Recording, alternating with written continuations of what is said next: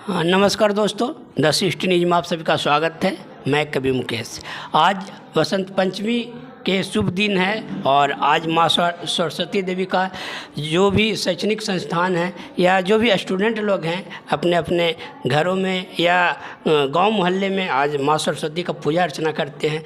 तो आज इसी माँ शारदे के दिन को आज मैंने एक यहाँ पे रमना में आवासीय बेटा बाल प्रतियोगिता निकेतन स्कूल है, तो वहीं इसी स्कूल के डायरेक्टर सर हैं हमारे साथ में बैठे हुए हैं। तो सर आपका मेरे चैनल में बहुत बहुत स्वागत है। सर आपका बहुत बहुत धन्यवाद कि आपने हमारे लिए समय निकाला। जी सर, सबसे पहला मैं आपसे जानकारी लेना चाहूँगा सर कि आज माँ सरस्वती का दिन है। सर आज माँ सरस्वती के दिन जो वसंत पंचमी से शुरुआत किया जाता है, तो क्या कहना चाहिएगा सर आज के इस शुभ दिन में? कहना यही चाहूँगा कि पुराने लोग कहे हैं, हमारे संविधान के निर्माता डॉक्टर भीमराव अम्बेडकर साहब ने कहा है कि शिक्षा वह शेरनी का दूध है कि जो पिएगा वही दहाड़ेगा। इसीलिए शिक्षा से जुड़े हुए जितने भी लोग हैं आज के दिन सरस्वती पूजा के रूप में मनाते हैं, जो शिक्षा की देवी हैं, है ना। तो हमारे स्कूल में बच्चे लोग ये चाह रहे थे कि माँ सरस्वती की प्रतिमा का स्थापना करके के मतलब कि पूजा पाठ करके हम लोग मतलब कि आज शिक्षा की देवी की आराधना की जाए। तो वो हुआ और बड़ी धूमधाम से मनाया गया। सर तो इस विद्यालय में क्या क्या मूलभूत सुविधाएं हैं सर? हमारे विद्यालय में मूलतः सभी कंपटीशन एग्ज़ाम की तैयारी कराई जाती है, जैसे नवोदय, नेतरहाट, सैनिक, सिमुलतला, CHS, देहरादून आदि परीक्षाओं की तैयारी कराई जाती है, जिसमें छठा क्लास में एडमिशन होता है और 9th क्लास के लिए भी बायलैटरल एंट्री होता है, तो उसके लिए भी एग्ज़ाम का प्रावधान है और यहाँ से बच्चे हर साल निकलते हैं। तो सर जिनके गार्जियन या जो स्टूडेंट आपके संस्थान में एडमिशन लेने के लिए इच्छुक होते हैं, तो उनके लिए क्या प्रावधान है सर? कैसे यहाँ पे एडमिशन लिया जा सकता है? मैं टेस्ट के माध्यम से एडमिशन लेता हूँ, लेकिन मेरा सोच है कि मजबूत बच्चे को तो मजबूत क्या कर सकते हो आप, लेकिन जो कमज़ोर है उसको मजबूत करके दिखाएं, उसमें बहादुरी है। इसीलिए मैं कमज़ोर विद्यार्थी को भी अपने पास रखता हूं और उसको बढ़िया शिक्षण व्यवस्था में पठन पाठन करा करके उसको आगे बढ़ाने का काम करता हूं, क्योंकि मेरे यहाँ जितने भी शिक्षक हैं और जितने भी विद्यार्थी हैं सब आवासीय हैं। जितने भी लोग हैं देर रात तक अपना पठन पाठन कार्य शिक्षक की निगरानी में करते हैं। इससे जितने भी प्रतियोगी परीक्षा में हैं बच्चे सफल होते रहते हैं। सर यहाँ पे कौन से वर्ग के लोग यहाँ पे एडमिशन लेने के लिए आते हैं सर? मेरे यहाँ वर्ग मान लीजिए कि नर्सरी से लेकर के 7वें वर्ग तक मतलब कि हम यहाँ रखते हैं, लेकिन उम्र के ख्याल से रखते हैं, क्योंकि आवासीय है ना। 7 साल कम से कम उम्र होना चाहिए, अधिक से अधिक 12 साल होना चाहिए। सर जैसे जहाँ तक मेरा अनुभव है सर, जैसे गार्जियन एज ए गार्जियन के नाते मैं भी जहाँ तक अनुभव किया हूँ अपने लाइफ में कि 1 या 2 बच्चे को रखने में गार्जियन को काफ़ी समस्याओं का सामना करना पड़ता है सर। लेकिन आपके पास में एक नहीं 100 बच्चे हैं सर, तो इतने सारे संख्या के साथ यहाँ पे बच्चों का होना, तो आपको काफ़ी कठिनाइयों का भी सामना करना पड़ता होगा सर। मेरे यहाँ करीब 146 बच्चे हैं, तो कुछ ऐसे बच्चे भी हैं जो बहुत गरीब परिवार से बिलोंग्स करते हैं। उनको मैं अपने तरफ से जो भी हमसे सुविधा बनता है वो देते हैं। ये नहीं माने लगे कि मतलब कि पैसा नहीं है तो पढ़ाई नहीं होगा। और जो कोरोना काल में मैं घोषणा कर रखा था अपने विद्यालय के प्रधान के हैसियत से कि इस कोरोना काल में जिनके माता पिता नहीं गुजर गए नहीं हैं, उनको मैं free of cost 12th class तक पढ़ाऊँगा। एक तरह से समझिए कि उसको मैं गोद ले लूँगा पढ़ाई के लिए और उस बच्चे को आगे बढ़ाने का प्रयास करूँगा।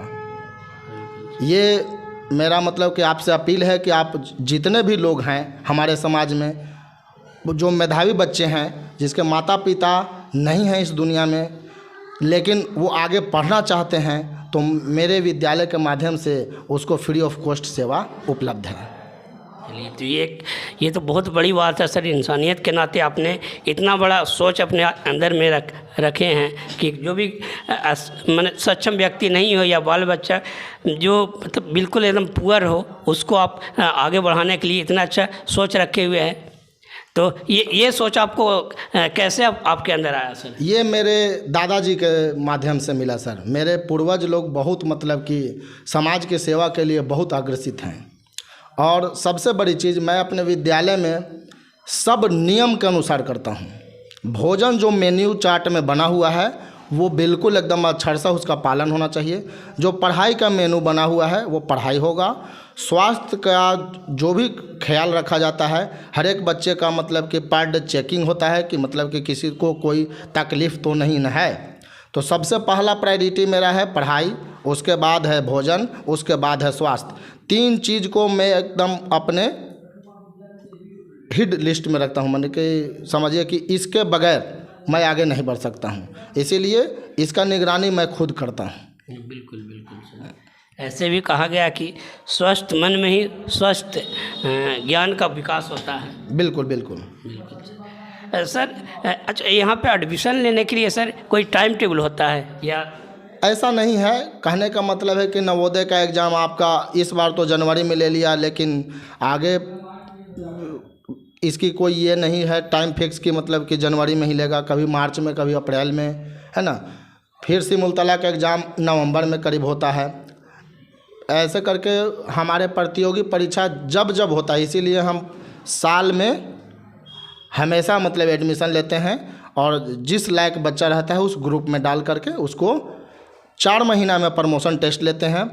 यदि 4 महीने में वो प्रमोशन करने लायक होता है तो आगे वाले ग्रुप में डाल दिया जाता है, क्योंकि मेरे यहाँ 4 महीना में ही उस कोर्स को बारीक तरह से मतलब कि पढ़ा करके मजबूत किया जाता है।